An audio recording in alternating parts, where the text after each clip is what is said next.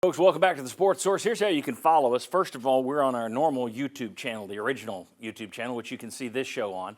If you miss it or if you're out of town, that's how you can catch it. Or you can go to our new Facebook page. Well, you got the digital network, of course. You can follow us there on YouTube as well, at Sports Source Digital Network. If you like this show, and I know a lot of you do, I get emails that are like, well, I wish you were 2 hours. Well, now we are. We're actually more than that. Go to the Sports Source Digital Network on our YouTube channel. Subscribe there, and it just alerts you when more of our free content is up.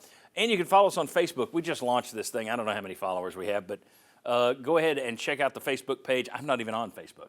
So this page is, but I'm not. So I can't tell you how many people are there. Just check it out, our new Facebook page on Sports Source Digital Network. That'll tell you what we're posting on the YouTube channel as well. And as always, I appreciate you. The show, we started this thing in 2003, and it has made it to 2025, and that's all due to you. I say thank you for your help there. Now I want you to help us with our Sports Source Digital Network. All right. Tennessee staff is complete. Willie Martinez got a contract extension in the secondary. Lavorne coach Chop Harbin has been promoted to outside linebackers coach to replace Mike Eckler, who left for evil Nebraska. Evan Crabtree has been promoted to special teams coordinator. He was a special teams analyst. Heupel, once again, promoted from within just about everywhere he could. Show of thumbs. Gentlemen, do you prefer that approach to bringing in new blood? Do you prefer the just keep the continuity?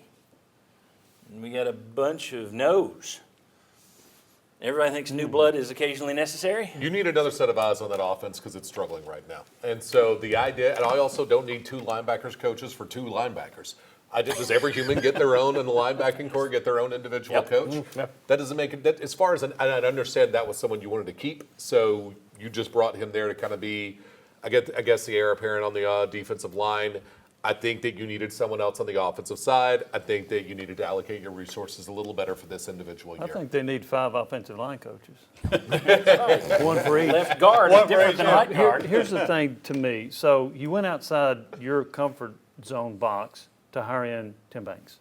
Mm-hmm. How well has that worked out? Really well. Okay. Fantastic. You went outside the box a little bit to hire Alex Golish. Yeah. And a lot of people say you miss his expertise, you miss his game planning, you miss his coaching. Yes. I think going outside your comfort zone sometimes is beneficial, and those are two, in my opinion, good examples. Well, I think you need to occasionally, right? Because I think the fan perception, are you up-tempo or are you not up-tempo? Why do you struggle on the road? You need somebody to come in and help you with that.